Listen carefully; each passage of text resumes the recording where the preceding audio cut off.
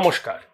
যুক্তি তর্ক সঙ্গে অর্কয়ে আপনাদের স্বাগত। আপনাদের সঙ্গে আমি অর্কপ্রভ সরকার। 1 অক্টোবর পর্যন্ত বাংলাদেশের প্রাক্তন প্রধানমন্ত্রী শেখ হাসিনার নামে 205টি অভিযোগ দায়ের হয়েছে। তার মধ্যে খুন, গুম করা, দেশের সম্পদ লুট করা সহ নানাবিধ অভিযোগ এবং আওয়ামী লীগের বহু নেতা কর্মীর বিরুদ্ধেও এরকম গুচ্ছ গুচ্ছ অভিযোগ আছে। 11 সেপ্টেম্বর প্রধান উপদেষ্টা ইউনূস ঘোষণা করেছিলেন যে 6টি ক্ষেত্রে সংস্কার হবে। এক, সংবিধান সংস্কার হবে, বিচার বিভাগে হবে, নির্বাচন কমিশনে হবে, পুলিশে হবে, জনপ্রশাসনে হবে এবং আর্থিক ক্ষেত্রে হবে। তিনি মৌখিকভাবে কারা কারা এইসব কমিশনের নেতৃত্বে থাকবেন তাদের নাম পর্যন্ত বলেছিলেন, কিন্তু এখনো পর্যন্ত ওই অন্তর্বর্তী সরকার বিজ্ঞপ্তি জারি করেনি। মৌখিকভাবে মোহাম্মদ ইউনূস ওই কমিশনের চেয়ারম্যানদের নাম বলেছিলেন যে কমিশনের বাকি সদস্য কারা হবে সেটা চেয়ারম্যান ঠিক করবেন, কিন্তু এখনো পর্যন্ত কোনো বিজ্ঞপ্তি জারি হয়নি। তাই প্রশ্ন উঠছে, এই অন্তর্বর্তী সরকার আদৌ কি সংস্কার করতে চায়? যতক্ষণ না সংস্কার হবে ততক্ষণ নির্বাচন হবে না। এখন বলছে অন্তর্বর্তী সরকার রাজনৈতিক দলগুলোর মত নিতে হবে। তাহলে রাজনৈতিক দলগুলোর মত নিয়েই তো আপনি কমিশন তৈরি করবেন বলে 11 তারিখ জানিয়েছিলেন। তাহলে হঠাৎ করে আবার নতুন করে রাজনৈতিক দলগুলোর মত নিতে হবে কেন? সময় কিনতে চাইছেন ইউনূস? ইউনূস কি ক্ষমতা ছাড়তে চাইছেন না? আপনারা মনে করে দেখুন, তিনি যখন দায়িত্ব নিলেন বলেছিলেন আমাকে 6 বছর সময় দিতে হবে। আবার সেনা শাসক ওয়াকারুজ্জামান রয়টারকে একটা সাক্ষাৎকারে বলেছেন যে 12 থেকে 18 মাসের মধ্যে সাধারণ নির্বাচন সম্পূর্ণ করতে হবে।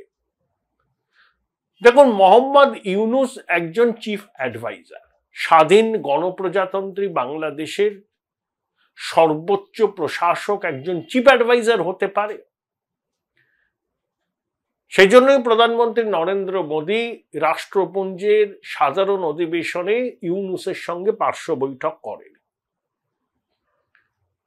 আপনাদের আগ্রা সামিটের কথা বলা আছে, মনে আছে? জেনারেল পারভেজ মুশারফ সঙ্গে অটল বিহারী বাজপেয়ী, নওয়াজ শরীফকে কু করে হটিয়ে মুশারফ পাকিস্তানে ক্ষমতা দখল করেছিলেন। প্রথমে তিনি বললেন নিজেকে তিনি চিফ এক্সিকিউটিভ, কিন্তু একজন চিফ এক্সিকিউটিভের সঙ্গে ভারতের প্রধানমন্ত্রী তো কোনো সামিটে বসতে পারেন না, তাই রাতারাতি নিজেকে অ্যানয়েন্ট করলেন প্রেসিডেন্ট হিসাবে। তা ইউনূসের সেই রকম পরিকল্পনা আছে কিনা আমি জানি না, কিন্তু তিনি কিন্তু ক্ষমতা ছাড়তে চাইছেন না। এখন খেলতে নেমে গেছে সেনাবাহিনী। দেখুন, এই ধরনের ভঙ্গুর গণতন্ত্রে সেনা সবসময় সুযোগ খোঁজে ক্ষমতা দখলে। আপনি 71 থেকে 24 পাকিস্তান দুজন সেনা শাসককে পেয়েছে, জিয়াউর রহমান এবং পারভেজ মুশারফ। বাংলাদেশও পেয়েছে বেগম খালেদা জিয়ার স্বামী, তার নাম জেনারেল জিয়াউর রহমান, এবং HM এরশাদ বা হুসেন মোহাম্মদ এরশাদ। অর্থাৎ এমন একটা ভাব তৈরি করা হয় সেনাবাহিনী হচ্ছে অপাপবিদ্ধ, সেনাবাহিনীতে কলঙ্ক লাগানো ঠিক নয়, আর বাকি সব চোর। রাজনীতিবিদরা চোর, ব্যুরোক্র্যাট চোর, পুলিশ প্রশাসন চোর, আর সেনাবাহিনী অপাপবিদ্ধ। এবং এই দেশগুলোতে ধর্ম একেবারে ক্ষমতার ভরকেন্দ্রে, তো তাই সেনাবাহিনীর এই অপাপবিদ্ধ ভূমিকাকে এন্ডোর্স করে ধর্মীয় গুরুরা। তাই সেনাবাহিনী অপার ক্ষমতার অধিকারী হয়ে ওঠে।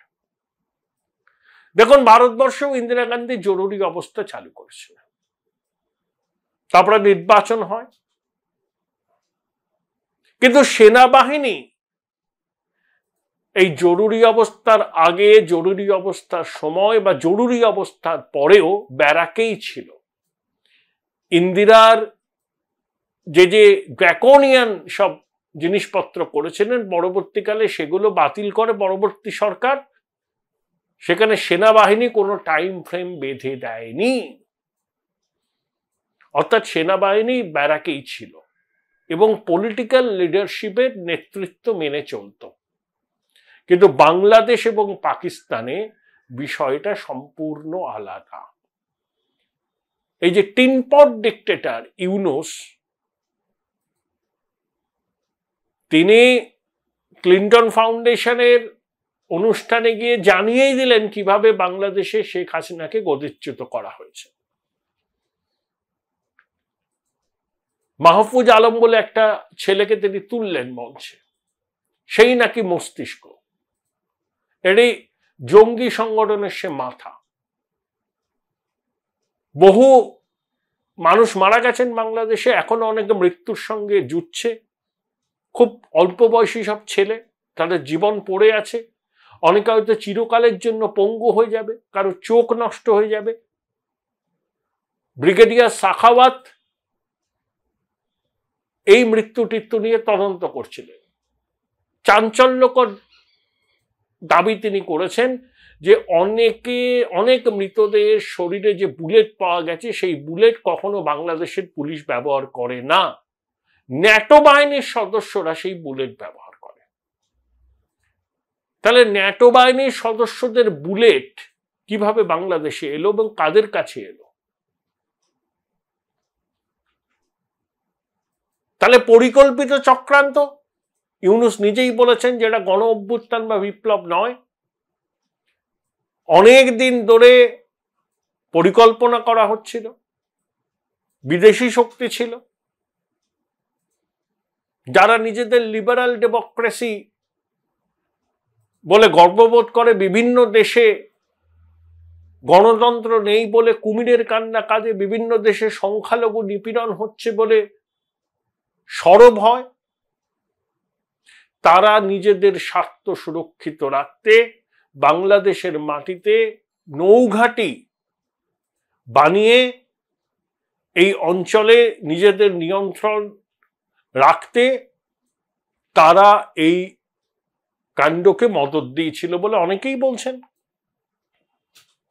হাসিনা বাংলাদেশের মাটিতে নৌঘাঁটি হোক কোনো বিদেশি শক্তির চাননি। হ্যাঁ, তিনি অটোক্র্যাট, আমি তাকে কোনো সাফাই দিচ্ছি না, নির্বাচনের নামে প্রহসন হয়েছে। কিন্তু যেটাকে অভ্যুত্থান বা বিপ্লব বলা হচ্ছে, সেটা কি প্রকৃতপক্ষে অভ্যুত্থান ছিল, নাকি একটা পরিকল্পনা মাফিক ধাপে ধাপে ধাপে ধাপে পুরো কাজটা করা হয়েছে? Join Indian Institute of Hotel Management now. Right choice, right decision. একটা সংগঠন,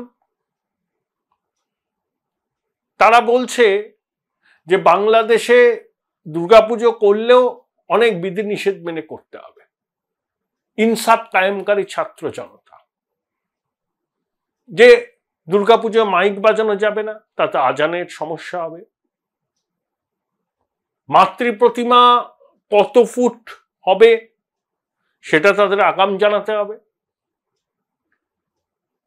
চাঁদা নেওয়া যাবে না, শরিয়া অনুযায়ী অন্য ধর্মাবলম্বীদের উৎসবে চাঁদা দেওয়া নিষিদ্ধ, অপরাধ। এবং হিন্দু ধর্মাবলম্বীদের পুজো মণ্ডপের সামনে ভারত বিরোধী স্লোগান, ভারত বিরোধী পোস্টার ডিসপ্লে করতে হবে। এরকম অনেক ফতোয়া। একটা তো অভিযোগ উঠেছিল যে দুর্গাপুজো কমিটিগুলোর কাছ থেকে 5 লক্ষ টাকা করে চাওয়া হচ্ছে পুজো করার অনুমতি বাবদ। অনুমতি দেয়া হবে এই শর্তে। ইউনুস জামাতের শীর্ষ নেতাকে নিয়ে ঢাকার ঢাকেশ্বরী মন্দিরে গিয়েছিলেন, বলেছিলেন আপনারা করতে পারবেন, কোনো অসুবিধা হবে না, বাংলাদেশ সবার, কোনো ধর্মীয় ভেদাভেদ হবে না। আবার বাংলাদেশের উত্তরাতে পূজা করতে দিব না বলে মিছিল বেরোলো, আর ইনসাফ প্রদানকারী ছাত্র জনতা ফতোয়া জারি করলো। তারা এটাও বলেছে দুর্গাপুজোর সময় কেন ছুটি দেওয়া হবে, কয়েক শতাংশ মাত্র হিন্দু আছেন, তাদের জন্য সংখ্যাগরিষ্ঠ মানুষের একদিনের কাজ কেন বন্ধ করতে হবে, অর্থনীতির ক্ষতি হবে। রীতিমতো সাম্প্রদায়িক হুমকি উস্কানি দিচ্ছে। তারা ভুলে যাচ্ছে তারা যদি সাম্প্রদায়িক উস্কানি দেয় তাহলে অন্য প্রান্তের মৌলবাদীরাও উৎসাহিত হবে, তাহলে বাতাবরণটা দূষিত হয়ে যাবে। বাংলাদেশের আমি জানি না মুক্তমনা গণতন্ত্রপ্রিয় প্রকৃত ধর্মনিরপেক্ষ মানুষ এই বিষয়গুলোকে কিভাবে দেখছেন। দেখুন, অতীতেও দুর্গাপুজোর সময় বাংলাদেশে অশান্তি হয়েছে, মা দুর্গা আক্রান্ত হয়েছেন, পবিত্র ধর্মগ্রন্থ অবমাননার জন্য সংঘর্ষ হয়েছে। তা দুর্গাপুজো বাঙালির শ্রেষ্ঠ উৎসব, হিন্দু বাঙালি। দেখুন, আমরা বলি ধর্ম যার যার উৎসব সবার, ওরা বলছে ধর্ম যার যার উৎসব তার তার। অর্থাৎ সর্বজনীন শব্দটাও লেখা যাবে না দুর্গাপুজোর ব্যানারে। এই ধরনের ফতোয়া বাংলাদেশের সাধারণ মানুষ কি সমর্থন করেন? এবার তাদেরকে একটা অবস্থান নিতে হবে। তারা যদি এই মৌলবাদীদের ভয়ে চুপ করে থাকেন তাহলে এই মৌলবাদীরা উৎসাহিত হবে। বাংলাদেশের মাটিতে মৌলবাদীদের হুঙ্কার যত বাড়বে, অন্য প্রান্তেও কিন্তু মৌলবাদ উৎসাহিত হবে। তাহলে বাংলাদেশের মানুষ যদি ভারতের সঙ্গে সুসম্পর্ক চান, বাংলাদেশের সংখ্যালঘুদের জীবন ও নিরাপত্তা নিশ্চিত করতে চান, তাহলে তাদের কিন্তু এই সব ফতোয়ার বিরুদ্ধে প্রকাশ্যে সরব হতে হবে। ভয় পেয়ে ঘরে ঢুকে থাকলে চলবে না। অনেকে বলেন, দাদা আপনাদের দেশে কি হচ্ছে শুনে রাখুন। নেহেরু লিয়াকত চুক্তিটা পড়ুন ভাই। স্বাধীনতার পর থেকে ভারতবর্ষে মুসলমান জনসংখ্যা বেড়েছে 20% কাছাকাছি। আপনাদের দেশে যত মুসলমান ভাই বোনেরা আছেন তাদের থেকে আমাদের দেশে বসবাসকারী মুসলমান ভাই বোনের সংখ্যা বেশি।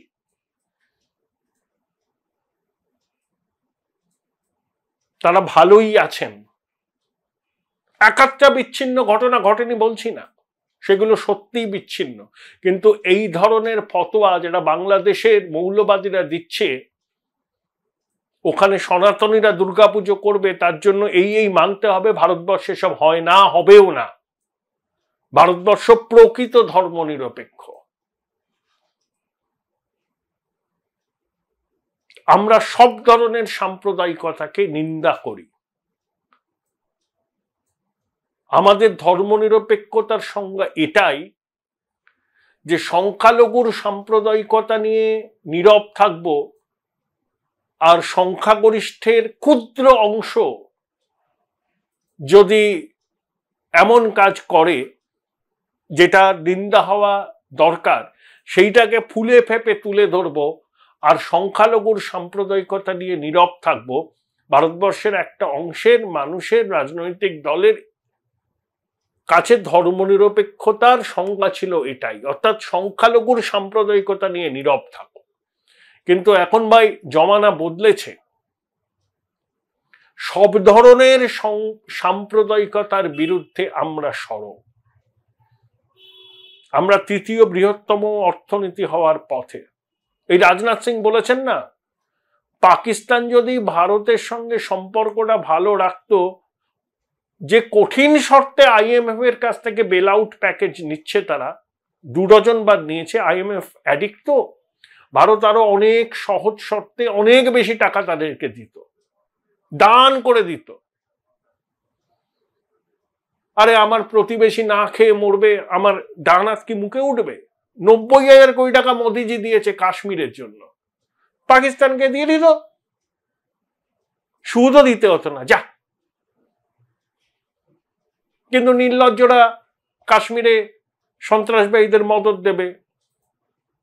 আরে ওদের জিডিপি পরিমাপ হয় মৌলবাদ দিয়ে, আর এক্সপোর্ট পরিমাপ হয় সন্ত্রাস দিয়ে।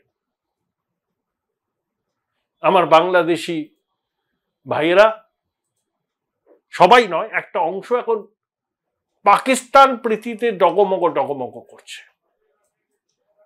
শুনুন, 1.5 লক্ষ সরকারি চাকরি অবলুপ্ত হয়েছে পাকিস্তানে, আবার IMF এর কাছে গিয়ে হাত কসলাচ্ছে, টাকা দাও, টাকা দাও, টাকা দাও। উর্দুকে বাংলাদেশের রেডিওতে সম্প্রচার হচ্ছে। কেউ কেউ এই দাবি হয়তো ভবিষ্যতে তুলবে যে জিন্নাই আমাদের জনক। আসলে বাংলাদেশ সৃষ্টিত জিন্নার দ্বিজাতি তত্ত্বের ধারণার মূলে কুঠারাঘাত করে। তাই বাংলাদেশের স্বাধীনতার যারা বিরোধী ছিল প্রথম থেকেই, তারা বাংলাদেশের অস্তিত্বটাই মানতে চায় না। যে ধারণার উপর বাংলাদেশ হয়েছে সেটাকেই মানতে চায় না। এই অন্তর্বর্তী সরকার এবং তার চিফ অ্যাডভাইজারের জমানায় তারা খুব উৎসাহিত, খুব শক্তিশালী। তারা ভাবছেন এইভাবেই দিন চলবে, এমনি করেই যায়, যতদিন যাক না। বাংলাদেশের মানুষকে ঠিক করতে হবে তারা পাকিস্তানের ক্লায়েন্ট স্টেট হবে নাকি স্বাধীন গণপ্রজাতন্ত্রী বাংলাদেশ ধর্মনিরপেক্ষ গণতান্ত্রিক ব্যবস্থাকে শক্তিশালী করে থাকবে, এবং যেখানে সব ধর্মের মানুষের সমানাধিকার, ধর্মাচরণের অধিকার, চাকরির সুযোগ, শিক্ষার সুযোগ সব সমান সমান থাকবে। আবার বলছি, বাজপেয়ীজি বলতেন, আমি বন্ধু বদলাতে পারি, আমি তো প্রতিবেশী বদলাতে পারি না। আমরা বন্ধুত্বপূর্ণ সহাবস্থান বিশ্বাস করি, প্রতিবেশীকে বন্ধু বলে মানি। অতীতে তার জন্য আমাদের অনেক খেসারত দিতে হয়েছে, কিন্তু এটা ভারতবর্ষের বিশ্ববিখ্যাত। আশা করব বাংলাদেশের মৌলবাদ বিরোধী, অসাম্প্রদায়িক, গণতান্ত্রিক মানুষ সনাতনীদের শারদোৎসবকে উপলক্ষ করে যে ধরনের ফতোয়া দিচ্ছে তার বিরুদ্ধে তারা পথে নেমে সরব হবেন।